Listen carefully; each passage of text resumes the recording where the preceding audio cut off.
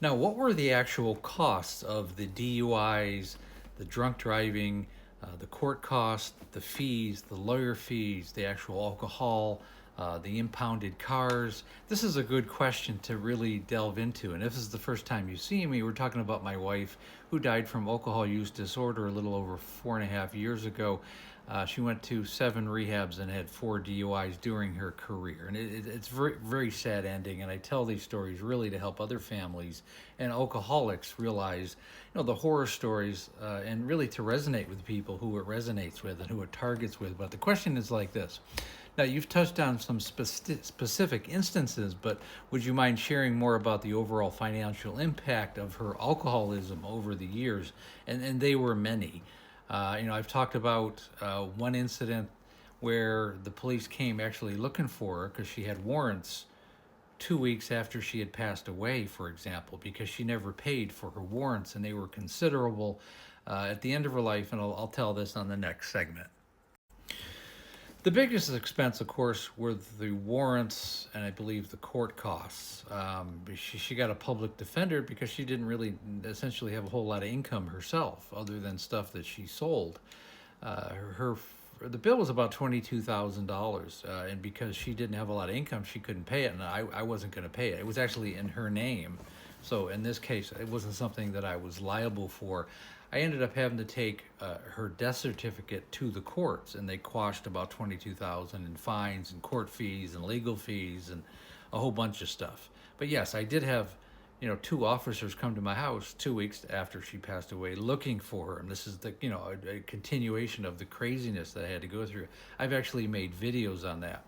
Now, the cost that it actually cost me are a little bit different over the years. I think the biggest expense for family, obviously, other than the emotional turmoil and toil that you go through, is when she got the DUIs, your car gets impounded. They take your vehicle away. Okay, so that ranged anywhere from $600 to $1,000. Her third DUI, which was in my rental car, the rental car company charged me about $1,200 in damages because she had smashed into like a cart holder in the parking lot and put a dent in a brand new car with about 300 miles on it.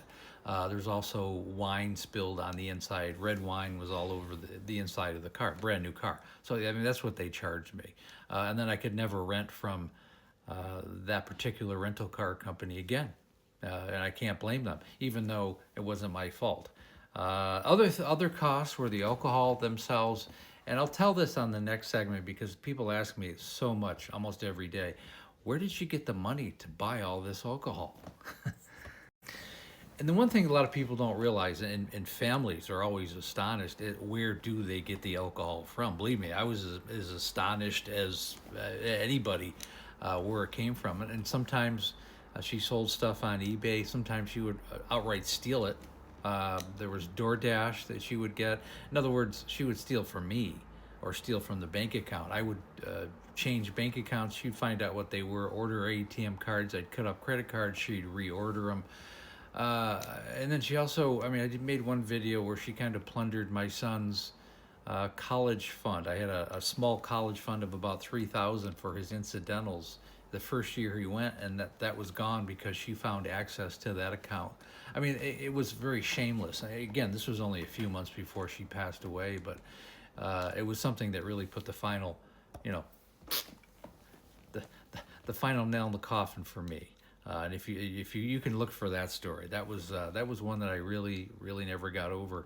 But those are the costs. There's lots of costs. The actual alcohol, she was probably spending pretty much on average $10 or $15 a day. So that runs up to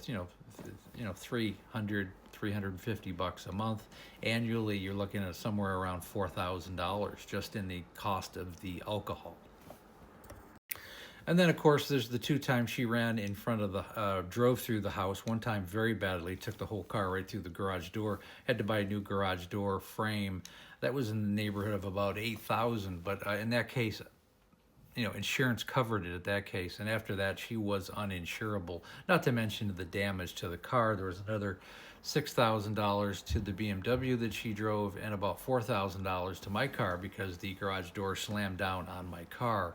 A couple weeks later, she backed out of the car, got the car away, and after getting this car back, after being in the shop for a month, she tore the whole bumper off because she caught the bumper on the frame of the car because she was inebriated and couldn't back out straight. So these are all additional costs over the years.